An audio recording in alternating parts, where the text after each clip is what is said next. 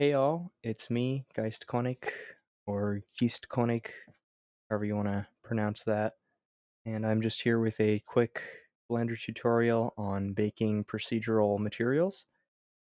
Usually on this channel I do like gameplay stuff, but in my free time I like to make assets and illustrations for game development, and I didn't know how to export my materials.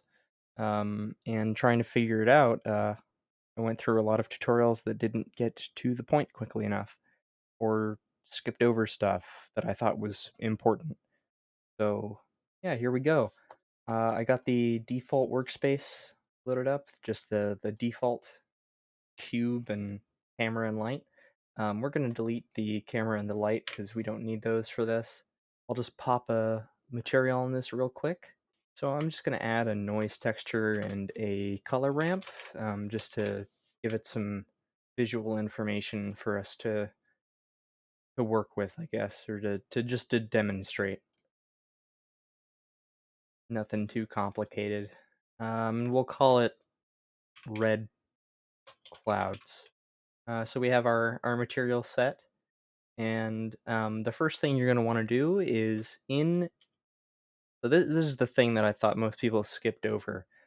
You have to add this into the material that you want to bake.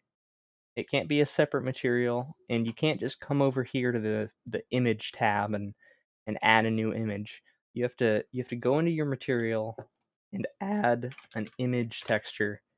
We can just leave that there. We don't need to connect it up to anything. And we're going to make a new image, and we're going to call it red clouds bake, real simple. And now we're just going to go to render properties. We're going to switch to cycles because I don't know how to do this in Eevee. You can turn on those if you want. It's not necessary. We don't need to be an experimental for this. I just always turn it on because I usually use displacement. But now we have this bake option down here, and today I'm just going to show you how to do it with diffuse only, and we're not going to have direct or indirect lighting, because we just want the color information. We don't have a scene with lights, and I think you can use this process if you wanted to do metallic or specular or roughness or normal. I think the process is pretty much the same for any of those. But if you're not sure, just sorry, I'm not an expert. You're gonna have to look it up. So from here, we need to do the UV map. It's very important that you have a good UV map when you're baking textures, because if you just like unwrap it without like doing any kind of projection, you're gonna have the same tile on every side because they're all layered over each other when you just do default unwrap. So we're gonna go into edit mode. We're just gonna do cube projection, and we can see the result of that here. Um, that didn't really work. Whatever, I'll just do it myself.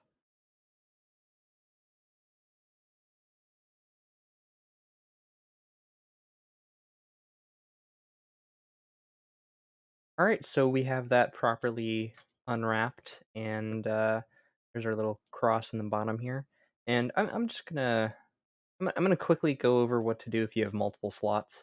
Like say we want this side of the cube to be a different material than everything else. I'll just quickly add a new slot and new material.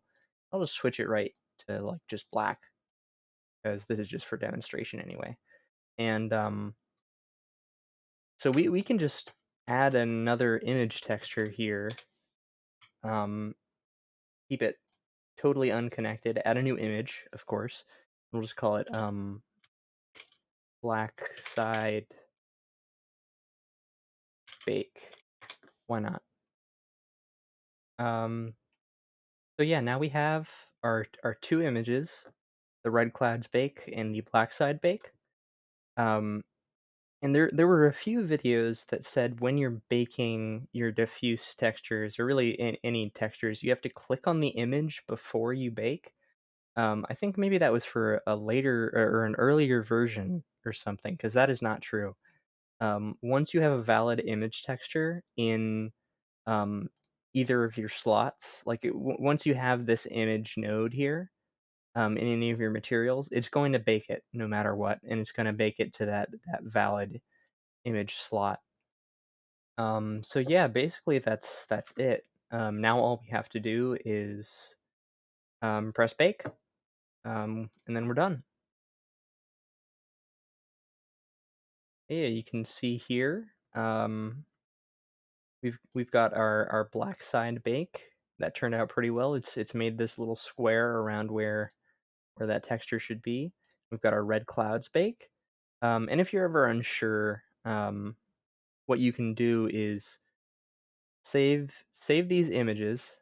Um, I'll just save it right as what it's called. But yeah, and then after you've saved them, just plug them in to make sure they look okay.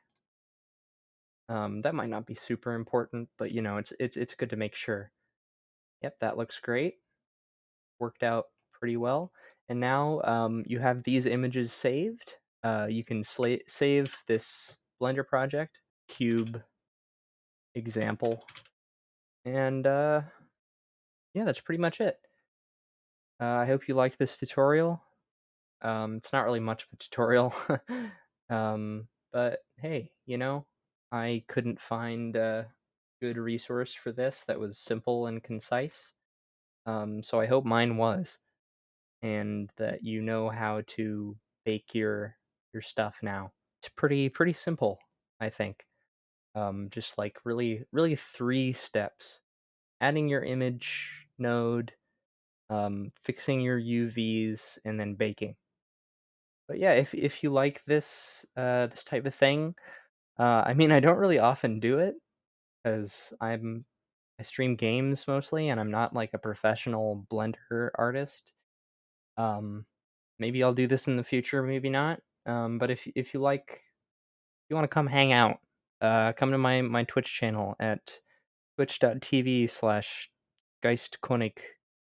I think that's it. And yeah, I'll just do stuff. We can do stuff. But yeah, now I'm pretty much just rambling. So I'm gonna end the video here. Thanks for watching again. I appreciate it, and bye bye.